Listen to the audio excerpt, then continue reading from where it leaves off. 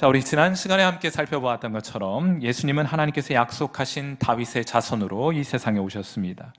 대속의 비용을 지불하시기 위해서 이 세상에 오신 것인데, 이 비용은 첫째로는 죄의 값을 뜻하는 배상의 요소가 있었고, 또한 순종을 통하여 얻게 되는 공로로 구성이 되었다. 그러니까 예수님께서 우리를 위해 마련하신 구속의 비용은 배상과 공로로 구성이 되었다 말씀을 드렸습니다. 그리하여 예수 믿는 자들이 죄 사함을 받고 또한 의롭다 여기심을 받아 하나님의 백성이 될 수 있게 된 것입니다. 이 비용은 모두 예수님께서 마련하셨고, 이 비용은 모두 우리를 위하여 이미 지불된 것이에요.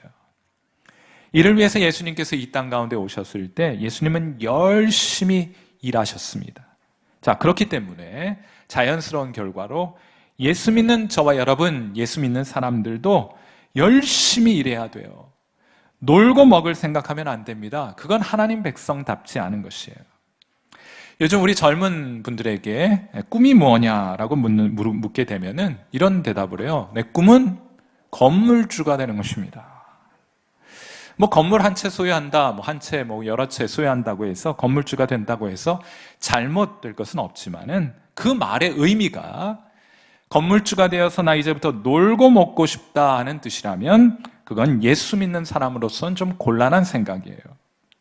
우리가 성경책을 펴 그 첫 번째 책, 그 첫 번째 장을 열게 되면 하나님은 태초부터 열심히 일하시는 모습으로 성경에 등장하십니다. 엿새 동안 정말 열심히 일하셨고 기쁘고 아름답게 일하셨고 하루 평안히 안식하셨어요.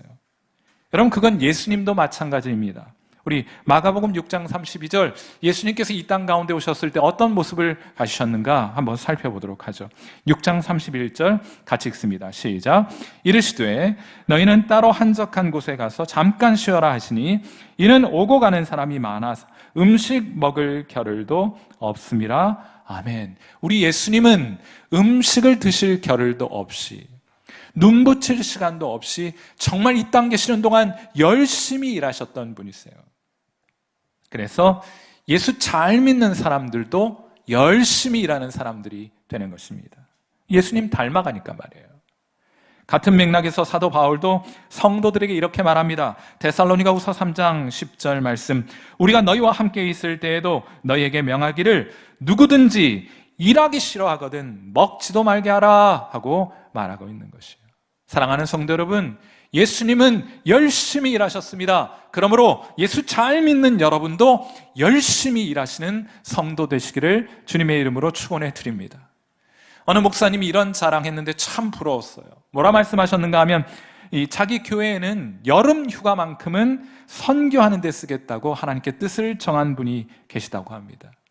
그는 1년에 꼭 3주씩 선교를 해외로 나아가게 되는데, 여러분, 회사 일 뒤로 하고 선교일 3주 동안 그렇게 나아가는데도 회사는 그를 쫓아내기는커녕 선교 때문에 회사를 그만두지는 말아달라고 오히려 이분의 월급을 더 올려주었다는군요. 그럼 왜입니까? 그가 회사를 위해 열심히 일하는 줄 알았기 때문입니다. 그가 회사에 꼭 필요한 유능한 인재인 줄 알았기 때문이에요. 사랑하는 성도 여러분, 전 여러분이 하늘 아버지 닮고 또 우리 주님 닮아서 여러분에게 맡겨주신 일 열심히 일해가는 성도 될 수 있기를 간절히 바랍니다. 우리 교인들은 놀고 먹는 건물주 되려는 소원함 가진 것이 아니라 열심히 일하여서 맡겨진 영역에서 다른 사람들에게도 인정받는 건물주가 아니라 기대주 되시는 여러분 되시기를 주님의 이름으로 축원해 드립니다. 제가 고민 많이 했는데 건물주 아니라 기대주가 되어야겠다. 다시 한번 우리의 주제로 돌아와 보도록 하죠. 예수님 열심히 일하셨어요. 그런데 무엇을 위해서 열심히 일하셨는가? 이것이 제가 오늘 여러분과 함께 나누게 될 설교의 요점입니다. 첫 번째 요점은 이것인데, 예수님은 하나님의 말씀을 가르치시는 일에 열심히셨던 분이셨어요. 예수님의 가르침을 집약해 놓고 잘 정리해 놓은 산상수훈이 마태복음 5장부터 시작이 되는데, 5장 1절 이렇게 시작합니다. 한번 같이 보시죠. 예수께서 무리를 보시고 산에 올라가 앉으시니 제자들이 나온지라. 예수님 산에 올라가셨고 제자들이 따라 산 위에 올라서 예수님의 가르침을 받고 산 아래쪽에 있었던 무리들에게 하나님의 말씀을 가르치는 그런 장면이에요. 자, 그런데 왜 예수님은 산 위로 오르셨을까? 모세는 어디에서 하나님의 말씀을 받습니까? 시내산 위로 올라가 그 시내산 정상에서 하나님의 말씀을 받게 되죠. 하나님은 시내산 정상에서 모세에게 말씀하셨고 모세는 그 말씀을 하나님 백성에게 전하게 됩니다. 그래서 모세 이후로 구약의 모든 선지자들은 하나님께 말씀을 받아 하나님의 백성들에게 전달할 때 일정한 형식에 맞추어서 하나님 말씀을 전하게 돼요. 그 형식이 무엇이냐? 이들은 항상 이렇게 시작합니다. 여호와께서 말씀하시기를 하고 시작해요. 이게 언제나 그런 양식과 형식으로 하나님 말씀을 전하게 되었던 것입니다.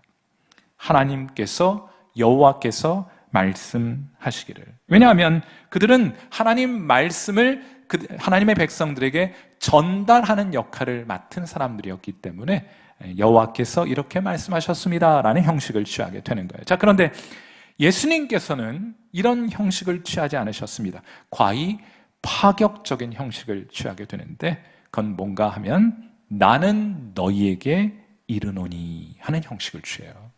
자, 예컨대 마태복음 5장 21절과 22절 말씀 우리 함께 읽어보도록 하죠. 같이 읽습니다. 시작. 옛사람에게 말한 바 살인하지 말라. 누구든지 살인하면 재판을 받게 되리라 하였다는 것을 너희가 들었으나 나는 너희에게 이르노니 형제에게 노하는 자마다 심판을 받게 되리라 하고 말씀을 하세요. 여러분, 예수님은 하나님의 말씀을 전하신 것이 아니라 예수님의 말씀이 곧 하나님의 말씀이었던 것입니다. 자, 이걸 마태복음 7장 29절에서는 이렇게 말해요. 이는 그 가르치시는 것이 권위 있는 자 같고 그들의 서기관들과 같지 아니함이로라. 아멘. 여러분, 우리가 하나님의 말씀을 들을 때에는 예수님의 권위를 인정하는 것이 먼저입니다. 우리는 성경을 다 알고 그것이 다 이해되었기 때문에 예수님을 믿게 되는 사람들이 아닙니다. 우리 그런 사람은 없어요. 예수님 성경 말씀 다 이해돼서 예수님 믿은 사람이 어디 있습니까? 그는 결코 그런 사람들은 존재하지 않아요. 우리는 예수님의 말씀을 듣고 아멘, 그분의 권위를 인정하는 것으로부터 시작하게 됩니다. 아, 그분의 말씀, 예수님의 말씀이 맞구나. 하나님 살아 계시는구나. 그분 앞에 내가 참 큰 죄인이구나. 나 하나님의 도움 없이는 살아갈 수 없는 사람이구나 하는 것을 인정하는 것이 먼저입니다. 나 돕기 위해 나 긍휼히 여기셔서 예수님이 이 땅 가운데 오신 거구나 하는 것 인정하는 것으로부터 시작하는 거예요. 성경 다 이해하고 예수님 믿는 사람 없습니다. 예수님 믿고 평생 성경 배우고 또 알아가고 성경 이해해 가는 것이 우리들의 모습인 것이에요. 우리 시대 큰 말씀 선생이 한 분 계셨는데 존 스토트라는 말씀 선생이 이렇게 통찰한 바 있습니다. 주된 문제는 성경의 권위가 아니라 나 이거 성경이 이해되지 않기 때문에 예수님 믿지 않는다. 이런 말은 사실은 말되지 않는 말이에요. 주된 문제는 성경의 권위가 아니라 그리스도의 권위다. 그분이 구약을 하나님의 말씀이라고 하셨다면 우리가 어떻게 우리가 구약을 인정하지 않을 수 있겠는가? 우리가 구약의 권위와 신약의 권위 가운데 어느 한쪽이라도 거부한다면 그것은 그리스도의 권위를 거부하는 것이다. 우리가 성경의 권위를 받아들이는 궁극적인 이유는 이해되지 않지만 기적을 우리가 인정하고 믿고 또 그렇게 이해하는 이유는 예수 그리스도의 권위를 기꺼이 인정하고 순종하기 때문이다라고 말한 바 있어요. 사랑하는 성도 여러분, 여러분은 예수님이 하나님이심을 믿으십니까? 그리하여 하나님이 예수님이 말씀하신 것처럼 성경이 하나님의 말씀인 것을 여러분은 믿으십니까? 성경이 여러분의 신앙과 생각과 행동의 최종적인 판단의 기준이 된다는 사실을 여러분이 인정하고 살아가고 계십니까? 여러분은 성경의 권위를 인정하고 그것을 따라 오늘 살아가고 계십니까? 그것이 여러분의 권위예요. 한 상담 프로그램에서 사회자가 100명의 남편들에게 물었습니다. 아내의 말을 잘 듣고 순종하는 사람은 오른쪽에 서고 우파, 아내에게 큰 소리 떵떵 치며 사는 사람은 왼쪽 좌파에 서세요. 자, 그랬더니 100명 중 99명이 오른쪽으로 가고 한 명만 왼쪽에 서 있더래요. 99명의 남성들이 다 부러운 듯이 그 한 남자를 쳐다보았습니다. 아마도 이 남자는 그 시선이 부담이 되었는지 시키지도 않은 말을 하게 되죠. 우리 집사람이 사람 많은 곳에는 가지 말라고 했어요. 여러분, 이 남자가 좌파가 된 이유가 무엇입니까? 선택의 순간 그는 누구의 말을 따르게 된 것입니까? 그것이 권위예요. 여러분이 가지고 있는 권위입니다. 이걸 최종적으로 결정하는 것이 권위예요. 예수 믿는 사람들은 예수님의 말씀에, 곧 성경의 권위를 두는 사람들입니다. 그분의 말씀이 최종적으로는 옳다는 것을 인정하는 사람들이 바로 저와 여러분, 예수님 믿게 된 사람들의 고백인 거예요. 제가 최종적이라는 말을 쓴 이유가 있습니다. 여기에는 많은 갈등이 전제되어 있어요. 누가 결정할 것인가로 우리는 내적인 갈등을 겪게 될 것입니다. 하지만 우리 예수 믿는 사람들은 최종적으로 예수님의 말씀을 따르는 사람들이에요. 내 경험, 내 지식, 내 주관, 내 느낌, 이렇게 살고 싶고 이렇게 선택하고 싶으나 그런 갈등, 내적인 갈등의 과정을 거치면서 우리는 최종적으로 예수님의 말씀을 따라 살아가는 사람들입니다. 그것이 우리 신앙과 우리 삶의 최종적인 권위가 되기 때문이에요. 요한복음 10장 27절 말씀, 한번 예수님의 말씀 들어보세요. 같이 읽습니다. 시작. 내 양은 내 음성을 들으며 나는 그들을 알며 그들은 나를 따르느니라. 여러분은 예수님의 말씀을 듣고 그분을 따르고 계십니까? 여러분은 예수님께 속한 사람들입니까? 예수님 믿는 사람들이에요? 그렇다면 여러분은 그분의 음성을 듣고 그분을 따라 살아가고 계실 거예요. 예수님이 이 땅에 계시면서 하나님의 말씀을 가르치고 전하시는데 열심히 일하셨던 분이십니다. 두 번째 설교 요점은 이것인데, 예수님은 기적을 행하시는 분이셨어요. 우리 예수님은 기적의 하나님인 줄 믿습니다. 여러분, 기적하면, 성경에 예수님과 관련된 기적하면 여러분은 어떤 것들이 떠오르세요? 풍랑이는 바다 위를 걸으시고 바다를 꾸짖어 잠잠케 하신 분이 우리 예수님 아니십니까? 예수님은 중풍병자를 일으키시고 눈먼 자 보게 하시고 듣지 못하는 자 듣게 하시고 걷지 못하는 자 뛰게 하시고 문둥병도 고치고 심지어 죽은 자도 다시 살리시는 분이 우리 주님 예수님 아니십니까? 기적의 하나님, 우리가 섬기는 예수님이 바로 그런 하나님이 아니세요? 그런데 제가 오늘 이 아침 드리고 싶은 질문은 이것인데, 왜 우리의 삶 속에서는 하나님의 기적이 나타나지 않는 것입니까? 여러 가지가 이유가 있을 것이에요. 자, 그런데 가장 큰 이유는 우리가 그렇게 기적을 바라고 있지 않기 때문입니다. 우리 기적이 없어도 대충 우리 주머니 안에 있는 돈이 해결해 주니까 기적 그렇게 바라지 않고 살아가고 있는 것이에요. 우리가 기적을 바라지 않습니다. 우리가 기적을 기대하지 않습니다. 그래서 기적을 위하여 기도하지 않습니다. 그래서 우리가 기적을 경험하지 못한 채 오늘을 힘없이 살아가고 있는 것이에요. 일본의 아주 유명한 크리스찬인 우찌무라 간조라는 분이 이제 한 학생이 그에게 찾아와서 질문을 합니다. 선생님, 저는요, 성경에 나오는 모든 기적들 믿을 수 없습니다. 물 위를 걷는다고요? 죽은 자가 다시 살아난다고요? 저 그런 거 믿을 수 없으니 그런 것들은 좀 다 빼고 그리고 성경 공부하면 안 되겠습니까? 하고 물었어요. 그러자 우찌무라가 대답합니다. 학생, 우리가 이해할 수 없다고 해서 성경에서 기적을 다 빼버린다면 두 가지가 남는다네. 하나는 겉장, 하나는 뒷장, 성경책 앞과 뒤표지 말일세 하고 말을 한 거예요. 사랑하는 성도 여러분, 오늘 이 자리에 앉아 계신 여러분들, 그렇게 성경 표지만 들고 신앙생활하고 있는 분 혹시 계시지 않습니까? 이해되지 않기 때문에 기대하지 않고, 기대하지 않기 때문에 기적이 우리의 삶 속에 나타나지 않는 것은 아닙니까? 사랑하는 성도 여러분, 기억하십시오. 우리의 하나님, 기적의 하나님인 줄 믿습니다. 하나님으로부터 기적을 바라고, 여러분이 하나님으로부터 기적을 기대하고 하나님께 기적을 기도하게 될 때 여러분은 그 기적을 경험하실 수 있게 될 것이에요. 아멘이십니까? 우리 하나님은 기적의 하나님이십니다. 우리의 삶 속에 기적이 경험되지 않는 또 다른 이유가 있어요. 그것은 잘못된 근거로 기적을 구하기 때문입니다. 하나님, 제가 이렇게 금식합니다.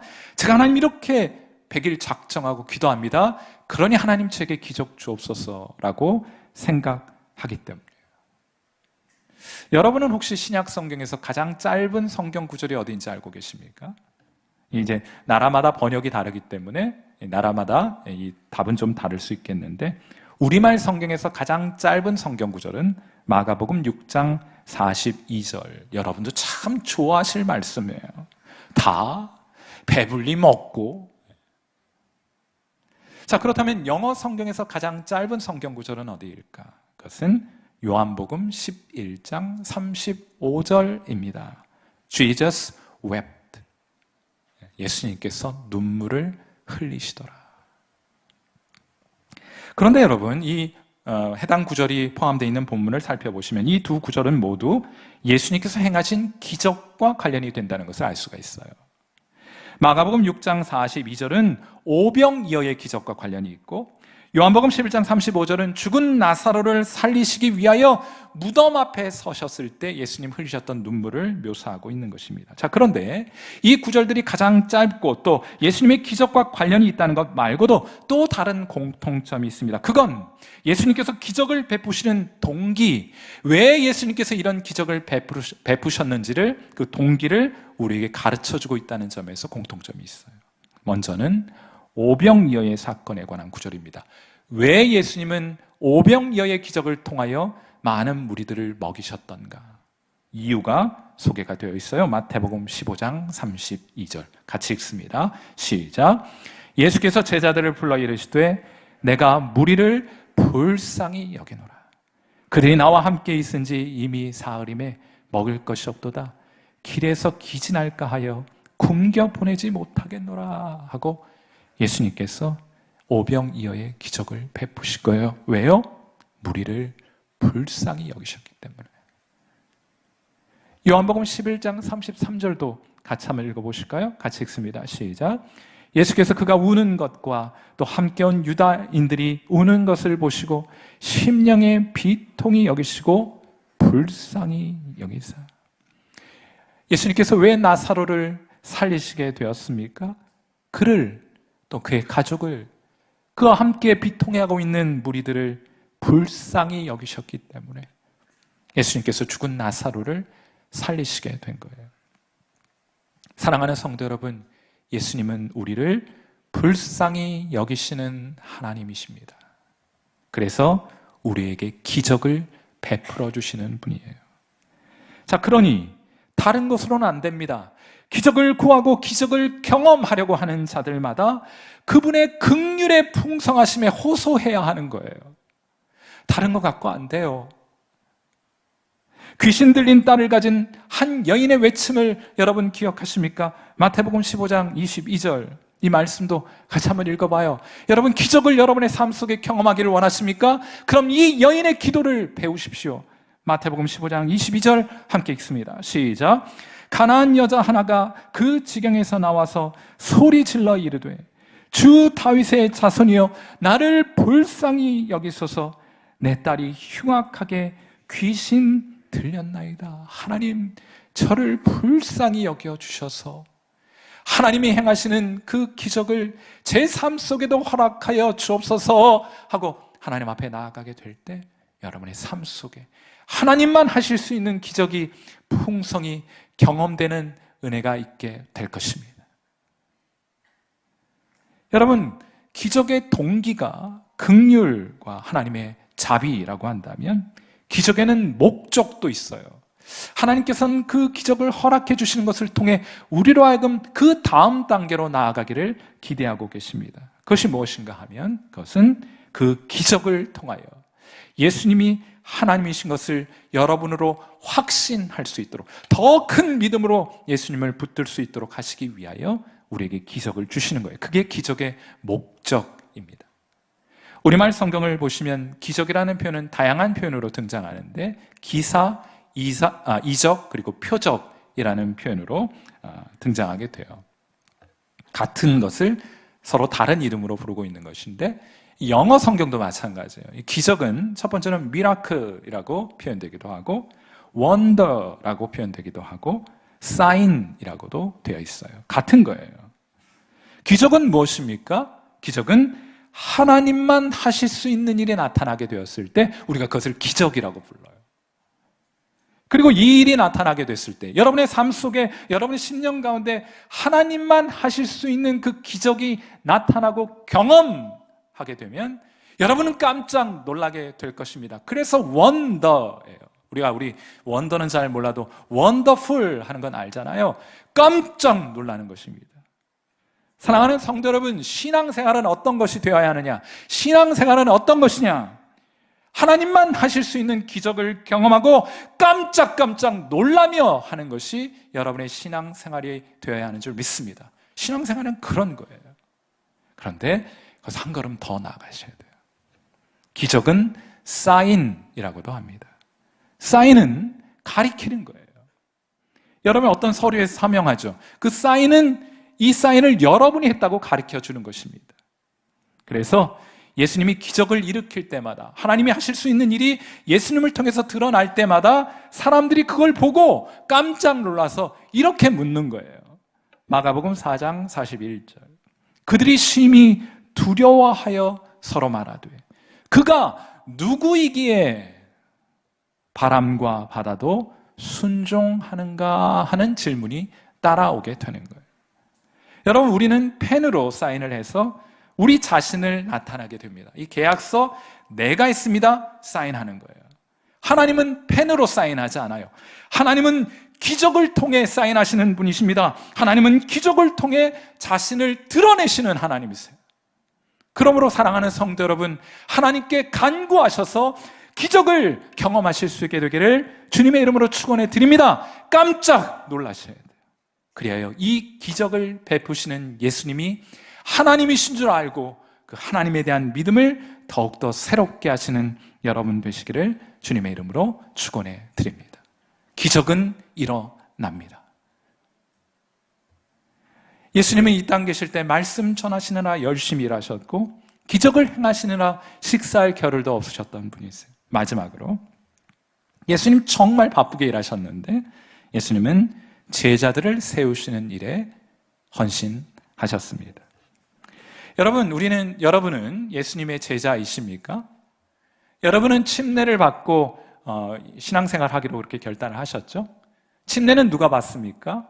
예수님의 제자들이 받는 것입니다. 자, 그러므로 사탄이 진리를 아주 교묘하게 교회 안에 왜곡시켜 놓았는데 이 사탄의 짓이 틀림이 없어요. 제자는 예수님 믿고 은혜 받고 좀 신앙적인 연륜이 더해지고 내가 헌신을 하겠다는 결단을 가지게 될 때 그때 제자 되는 것이라는 잘못된 이해를 교회마다 심어 놓았어요. 아니요, 성경은 말합니다. 여러분이 예수님을 믿고자 하는 그 결단의 순간부터 여러분은 예수님의 제자로 살아가게 되는 거예요. 하나님은 여러분을 예수님의 제자로 불러주셨습니다. 자, 그렇다면 예수님의 제자는 어떤 사람입니까? 첫째로, 예수님의 제자는 예수님을 따르는 사람을 예수님의 제자라고 말하는 거예요. 예수님이 베드로를 처음 만났을 때 그에게 하셨던 말씀 기억하십니까?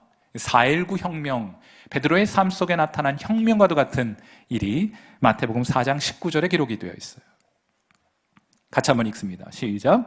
말씀하시되 나를 따라오라, 내가 너희를 사람을 낚는 어부가 되게 하리라 하셨어요. 언제요? 예수님이 처음 베드로를 만났을 때 나를 따라오라. 자, 그러므로 크리스천의 가장 정확한 정의는 예수님을 따르는 자입니다. 요한복음 10장 4절 말씀. 자기 양을 다 내놓은 후에 앞서가면 양들이 그의 음성을 아는 거로 어떻게 해요? 따라오되.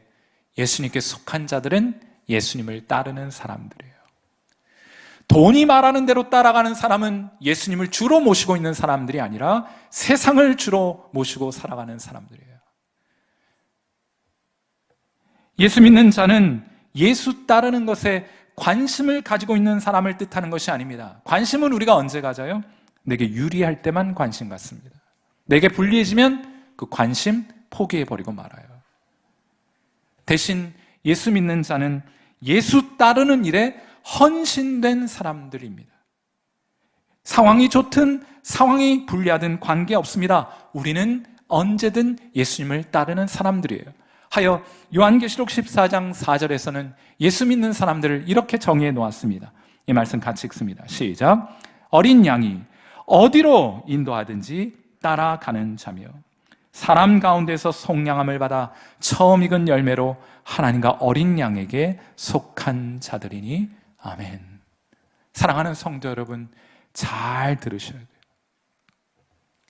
예수님께 속하여 구원받은 사람들은, 구원받아 영원한 생명을 소유한 사람들은 예수님을 따르게 되어 있어요. 그러니 예수님 믿는다는 것은 예수님 따른다는 것을 뜻하는 것입니다.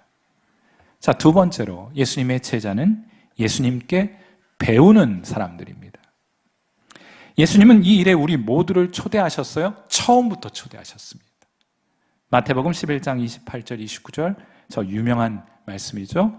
자, 이 말씀도 한번 같이 읽어볼까요? 시작. 수고하고 무거운 짐진 자들아 다 내게로 오라. 내가 너희를 쉬게 하리라.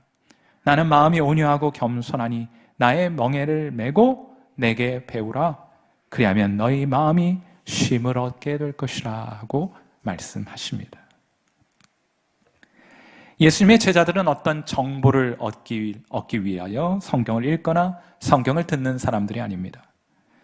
예수님의 제자들은 예수님께 배우려고, 또한 예수님을 배우려고 성경을 읽고 말씀을 듣습니다. 여러분이 성경책을 펼쳐서 읽을 때 무엇을 목적하고 있습니까? 여러분이 이전에 알지 못했던 지식과 정보를 얻기 위함입니까? 아니요, 저는 그렇게 성경을 읽지 않습니다. 여러분이 성경을 펼쳐 읽을 때마다 여러분은 예수님을 배우려고 성경을 읽으셔야 합니다. 예수님의 말씀을 그리하여 잘 듣고 잘 관찰하고 잘 모방하게 되는 거예요. 그래서 예수님의 제자는 잘 들어요. 잘 관찰합니다. 그리고 잘 모방하는 사람이라고 말할 수 있겠어요. 그런 의미에서 여러분은 예수님의 제자이십니까? 여러분은 예수님께 잘 배우고 있습니까? 성경을 통해 혹은 설교를 통해 예배를 통해 성도 간의 교제를 통해 여러분 예수님이 어떤 모습으로 살아가셨는지 잘 보고 계십니까? 잘 관찰하고 계십니까? 그분의 음성을 잘 듣고 계십니까? 그리고 여러분도 그렇게 살아가고자 모방하고 계십니까? 여러분은 예수님의 참된 제자이십니까? 마지막으로 예수님의 제자들은 예수님처럼 일하는 사람들을 예수님의 제자라고 해요. 만일 예수님께서 이 땅 위에 계신다면 하셨을 것 같은 그 일을 하는 사람들이 예수님의 제자들이에요. 왜냐하면 그것이 예수님께서 그들을 제자로 삼으신 이유이기 때문입니다.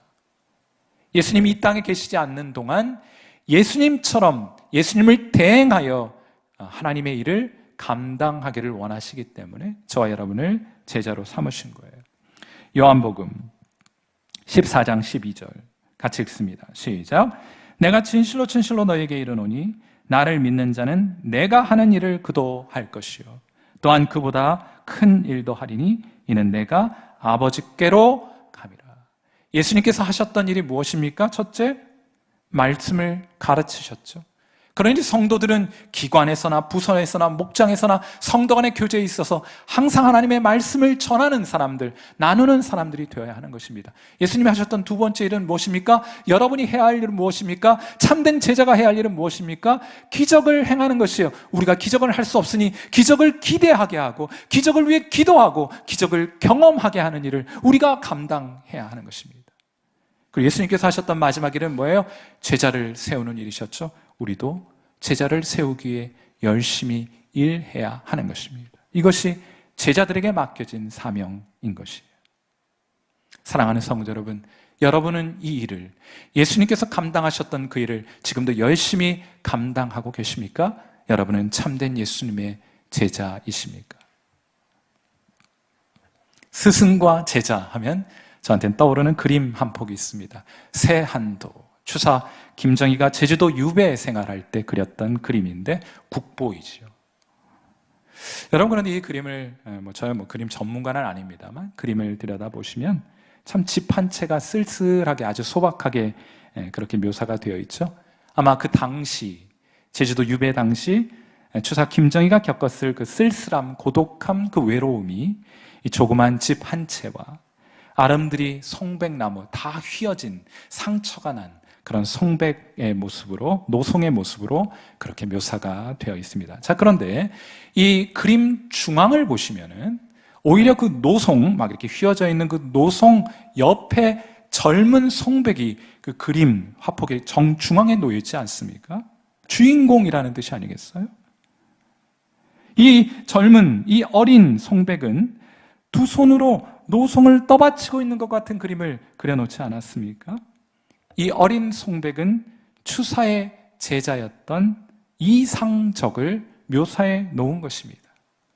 이상적은 이익에 좌우되는 세상 인심과는 달리 우리에게 유리하면 가까이 갔다가 불리하면 언제나 등지고 돌아서는 것이 이 세상 인심 아닙니까? 그런데 이 제자는 달랐어요.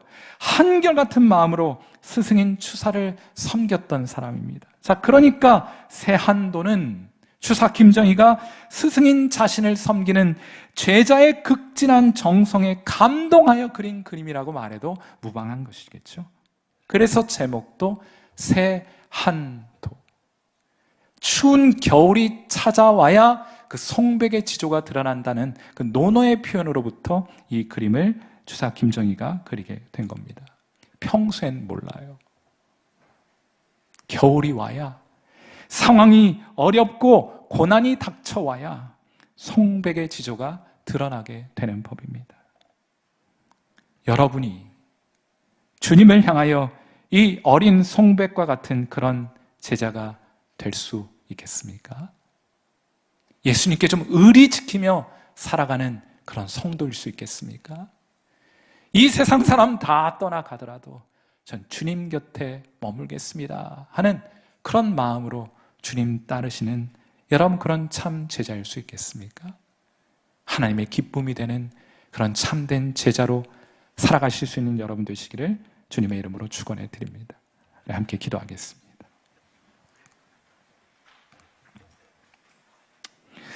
오늘 우리 기도하실 때 좀 특별히 반주해 주시고요. 여러분 가운데 하나님의 기적이 필요한 분들이 계실 겁니다. 오늘 그것을 위해서 기도했으면 좋겠어요. 육신의 질고로 신음하고 또 고통당하고 있는 성도들이 있다면 하나님의 치유의 기적이 여러분에게 임하도록 여러분 아픈 부위에 이 시간 좀 손을 얹고, 아무도 보는 사람은 없습니다.